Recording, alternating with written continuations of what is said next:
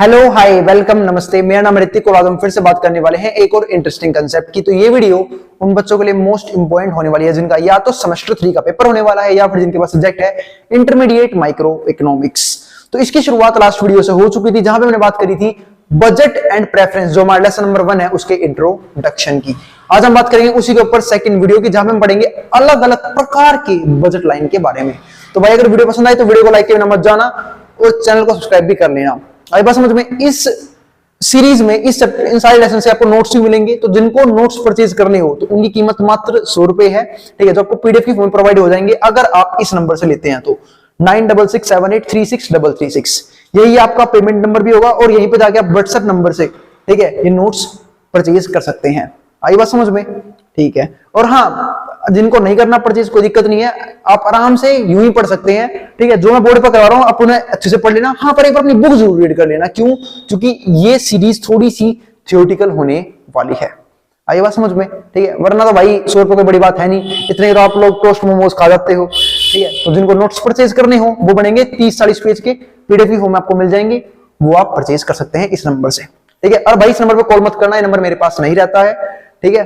तो कोई समझेगी भैया से बात हो जाएगी इस नंबर से, तो इस वहम में मत रहना, ठीक है, क्योंकि ये नंबर मैंने किसी और बंदे को प्रोवाइड कर रखा है जो ये काम करेगा मेरे लिए, ठीक है। तो इस नंबर पे आप लोग फोन नहीं करेंगे तब भी कोई फायदा नहीं, उठाया नहीं जाएगा, तो ट्राई कर लेना। तो आगे देखते हैं। अभी यार हमारे पास, हम आज के टॉपिक के ऊपर बात करते हैं, बहुत बात कर ली हमने और फालतू की।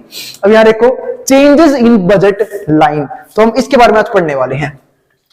तो बजट लाइन क्या होता है मैं एक बार वापस आपको याद दिला देता हूं। जैसे मान लो कि ये तो सब जानते होंगे, ये है वाई एक्सिस, है ना, जिसको हम बोलते हैं हॉरिजॉन्टल लाइन, और ये है एक्स एक्सिस, ये रही। और यहां पे हो जाएगा हमारे पास वाई और ये हो जाएगा हमारा एक्स, ये ओरिजिन। इसको हम बोलते थे बजट लाइन। ये होती थी बजट लाइन। एक ऐसा बंदा जो अपनी सारी इनकम को खर्च कर दे तो हमेशा बजट लाइन के ऊपर रहता था, और इसको हम बोलते थे बजट सेट, की ऐसी कमोडिटीज के सेट जो उसके लिए अफोर्डेबल हो, इसको बोलते हैं ना अफोर्डेबल बंडल्स। क्योंकि हम देखो अपनी इनकम के अंदर, अपनी बजट के अंदर हम बहुत सारे खर्चे करते हैं, बहुत सारी गुड्स परचेज करते हैं, बहुत सारी सर्विसेज परचेज करते हैं, ठीक है। तो वो अगर हमारे लिए हमारी इनकम से कम है, ठीक है, मतलब हमारी इनकम अगर हमारे खर्चों से कम है, ठीक है, अगर हमारे खर्चे हमारी इनकम से कम है, उल्टा बोल गया था मैं, ठीक है, तो हम इसके अंदर आएंगे। लेकिन अगर हम जितना कमा रहे हैं सारा उड़ा दें तो हम रहेंगे इस बजट लाइन के ऊपर। तो इसके मैंने बात करी थी, तो इसको हम बोलते हैं बजट लाइन। अगर आप इसके अंदर हो तो इसको हम बोलेंगे बजट सेट, ठीक है। तो हमने ये बात कही थी लास्ट वीडियो में और इंट्रोडक्शन भी किया था, थोड़ी बहुत और चीजें पढ़ी थी, पर मेन हमने ये चीज पढ़ी थी। अब मैं बात कर रहा हूं इसी के डिफरेंट फॉर्म्स की, और चेंजेस कैसे आते हैं बजट लाइन के अंदर उनको समझने की कोशिश करते हैं। तो पहले तो पढ़ा रहा हूं शिफ्ट। बजट लाइन में शिफ्ट का मतलब क्या होता है? इसको हम बोलते हैं इनकम में चेंज होना। हम जानते हैं कि बजट लाइन चेंज कब होगी, या तो प्राइसेस में चेंज आ जाए या फिर इनकम में चेंज आ जाए। तो पहले मैं समझता हूं कि अगर इनकम में चेंज आ गया तो बजट लाइन क्या शिफ्ट कर जाएगा। एक सिंपल सी बात है, अगर इनकम बढ़ गई फिर तो लोग फूले नहीं समाते। सोचो जिसकी इनकम 10,000 थी वो एकदम से बढ़ के 50,000 हो गई। अब तो भाई अपने सारे शौक पूरे करेगा, बुलेट एक दिन में निकलवा लेगा, ठीक है, फोन आईफोन चलाएगा, ठीक है, महंगे महंगे जूते, महंगे महंगे कपड़े, है ना भाई। तो एक सिंपल सी बात है, अगर इनकम बढ़ती है तो बजट लाइन में आता है राइट वर्ड शिफ्ट। तो मान लो ये थी पहले उसकी इनकम, ठीक है, तो इसको हम बोलते हैं राइट वर्ड शिफ्ट। और ये कब होता है? जब इनकम बढ़ जाए, क्योंकि तब वो और ज्यादा गुड्स एंड सर्विसेज को एंजॉय कर सकता है, खरीद सकता है अपने लिए। लेकिन अगर गलती से भाई ने कुछ बेकार काम कर दिया, ठीक है, ढंग से कुछ काम परफॉर्म नहीं किया और उसकी इनकम गिर गई, तो इसको हम बोलते हैं लेफ्ट वर्ड शिफ्ट। तो तब उसे अपने कंजप्शन को और कम करना पड़ेगा, है ना, क्योंकि इनकम ही नहीं है। तो सिंपल सी बात है, जितना कमाएगा उतना ही तो उड़ाएगा, ठीक है, उससे फालतू उड़ाएगा तो उधार लेना पड़ेगा, फिर लोग लठ मारेंगे उसके घेर के, तो वो इसके अंदर नहीं आता हमारे पास। आई बात समझ में? तो इनकम में हमने बजट लाइन में दो तरह की शिफ्ट देखी, एक होती है राइट वर्ड शिफ्ट जो होती है राइज इन इनकम, यानी कि अगर इनकम बढ़ जाए तो, और लेफ्ट वर्ड शिफ्ट कब होती है? जब इनकम में हमारा क्या आ जाए? फॉल आ जाए, ठीक है। अब एक आता है कि तो हमें समझ लिया कि इनकम की वजह से बजट लाइन पे कैसे प्रभाव पड़ता है, लेकिन मैं बात कर रहा हूं प्राइस की वजह से बजट लाइन पे कैसे प्रभाव पड़ेगा। तो गुड्स की प्राइस की वजह से भी प्रभाव पड़ता है किसके ऊपर? बजट लाइन के ऊपर। एक सिंपल सी बात है, हम सब जानते हैं कि बजट हमारा, फिलहाल हम मान लेते हैं इनकम कांस्टेंट है, इनकम कांस्टेंट है। अब बात कर रहे हैं बजट के अंदर क्या इफेक्ट पड़ेगा? प्राइस का। मैं मान लेता हूं कि आप लोग ना बस मात्र दो चीजों पे जिंदा हो, आप दो चीजें कंज्यूम करते हो, एक एक्स और एक वाई। ठीक है, आपकी इनकम सेम है, बजट आपका सेम है, बजट लाइन सेम है, इनकम सेम है, इनकम में कोई फर्क नहीं पड़ रहा।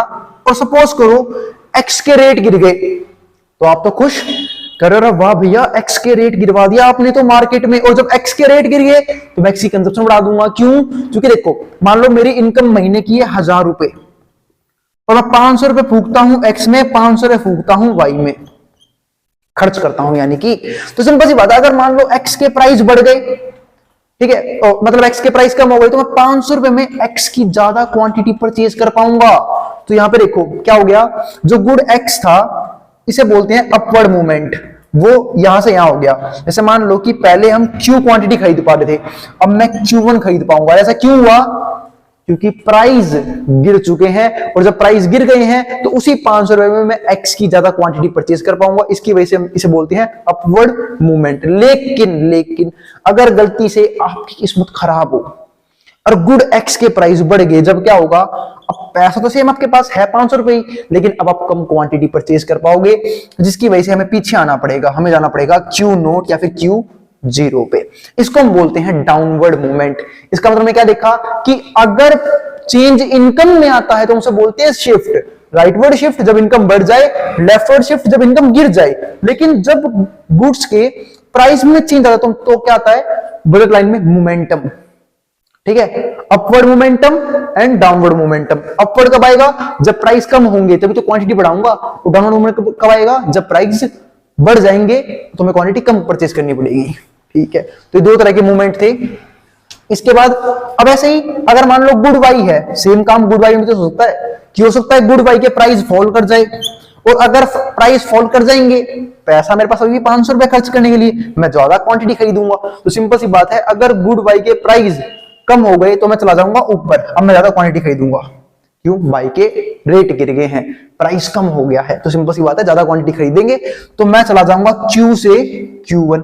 लेकिन अगर इसका उल्टा हो गया, यानी कि प्राइस इसके बढ़ गए, अब प्राइस बढ़ गए तो मैं सेम अमाउंट में कम क्वांटिटी खरीद पाऊंगा, तो मुझे कहां आना पड़ेगा? नीचे, यानी कि Q से Q0 पे। इसको हम बोलते हैं डाउनवर्ड मोमेंटम, इसको क्या बोलेंगे? Upward momentum. तो ये था हमारे पास शिफ्ट और मोमेंटम का केस बजट सेट के अंदर, यानी कि बजट लाइन में शिफ्ट कैसे आता है और मोमेंटम कैसे आता है। अब इसके अलावा हम और भी चीज को समझने की कोशिश करते हैं। अगर मान लो दोनों जो गुड्स हैं, बोथ गुड्स के प्राइस जो है अगर चेंज हो गई तो क्या होगा?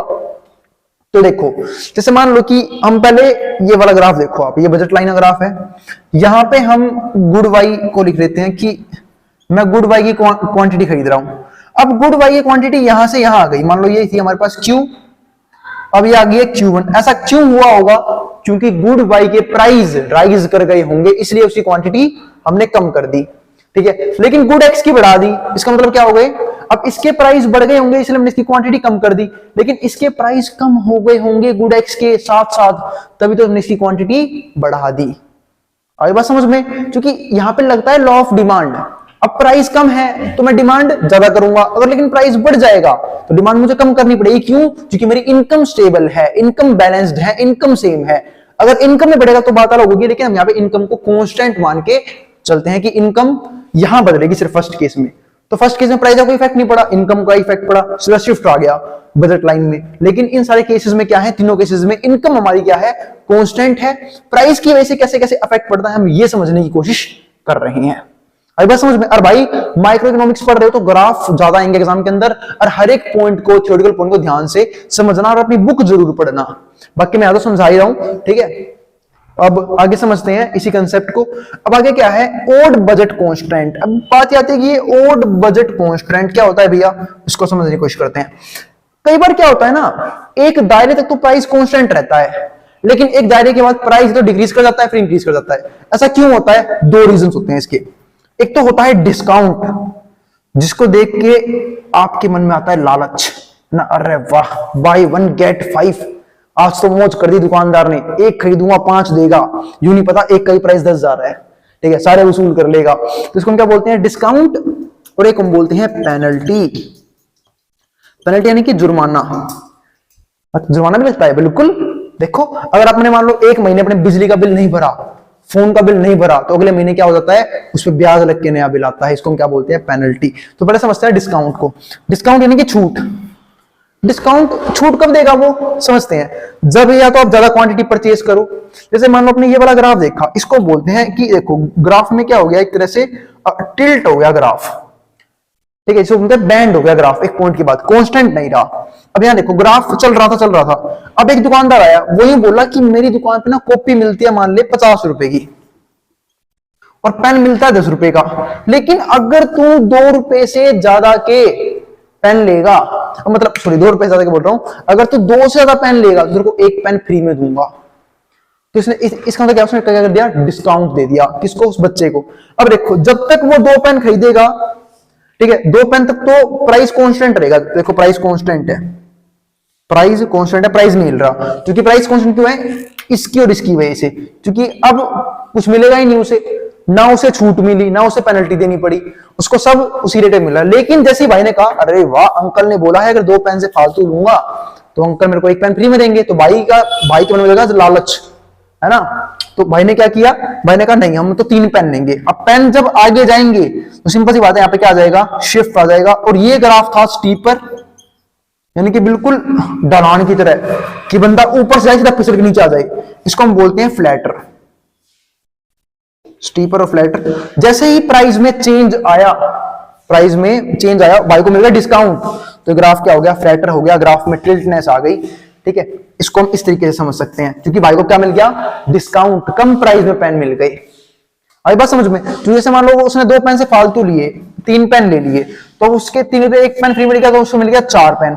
4 पेन मिलेगी कितने में, मात्र 30 रुपए में। 10 रुपए का पेन है ना, जो कि मिलने के लिए 40 रुपए में, जिसकी वजह से ग्राफ में गिरावट आ गई और ग्राफ यूं बनने लग गया। यही केस इसका भी है। आई बात समझ में। अब ये बनता है हमारे पास बजट सेट। ये किसका ग्राफ है, ये है पेनल्टी की वजह से। जैसे कि अब मान लो कि आपने सुना होगा ना, केजरीवाल ने फिलहाल एक वो को रखा है रूल दिल्ली के अंदर, क्या कि जिनके घरों में 200 यूनिट तक बिजली बिल आया तो भाई बिजली बिल फ्री।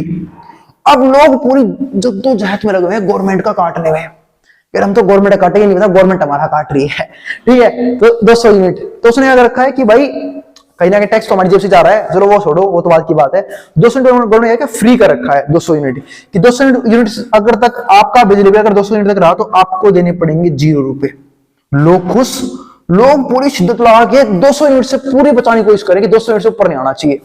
जैसे घर में किसी के पापा आते होंगे, अरे क्या एसी चला रखा, बंद करना, इसी वजह से बिजली बिल आ रहा है, 200 यूनिट से ऊपर कूद जाएगा, ठंड के मौसम में हीटर चला रखा है तूने, ठीक है। तो 200 यूनिट से बचाने की कोशिश करें। और कुछ तो इससे भी तेज है, कह रहे हम चलाएंगे सब कुछ, मीटर रिचार्ज लगवा लेते हैं घर में, हो गया ना 200 200 200 200 800 यूनिट, हर यूनिट पे एक एसी चल रहा है, लोग मौज काट रहे हैं, कह रहे चल भाई हम तो गवर्नमेंट काट रहे हैं, अरे भाई पैसा हमारी जेब से जा रहा है, तुम क्या बात मान के चले हो।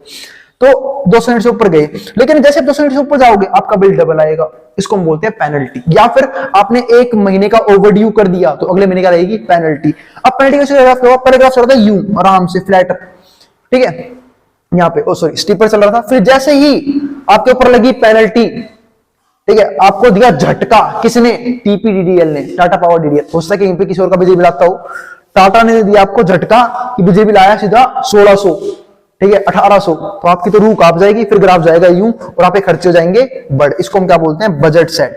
तो ये हमारे सारे क्या है, और कांस्टेंट। क्यों, क्योंकि यहाँ पे कोई भी कांस्टेंट रेट नहीं है, कांस्टेंट बजट लाइन नहीं है। बजट लाइन में 3 आता है, क्यों, 2 रीजंस की वजह से, या तो डिस्काउंट या फिर पेनल्टी। डिस्काउंट मिलेगी तब तो फायदा होगा आपका, लेकिन कांस्टेंट रेट से ग्राफ बढ़ेगा। एक होती है पेनल्टी, क्योंकि बिना पेनल्टी के तो सेम रेट से आपका बिजली बिल आ रहा था, लेकिन जैसे पेनल्टी लगेगी आपका बिजली बिल बढ़ जाएगा, है ना। तो ये चीज थी हमारे पास अलग तरह की बजट लाइन। उम्मीद है आपको ये भी समझ में आ गया होगा। फिर भी कोई डाउट रह गया हो, कोई भी सजेशन हो मेरे लिए, आप नीचे कमेंट बॉक्स में कमेंट जरूर कर सकते हैं, ठीक है। मिलते हैं फिर अगली वीडियो में, जहां पे हम बात करेंगे किसी अलग और आगे आने वाले टॉपिक्स के ऊपर, ठीक है। अभी जब तक खत्म नहीं हुआ है, ठीक है। तो मिलते हैं फिर अगली वीडियो में। और अगर वीडियो पसंद आई हो तो वीडियो को लाइक किए बिना मत जाना और चैनल को सब्सक्राइब भी कर लेना। अब जिसको जो उतारना हो, जो स्क्रीनशॉट लेना, वो ले सकता है, मैं हट रहा हूं बोर्ड के सामने से।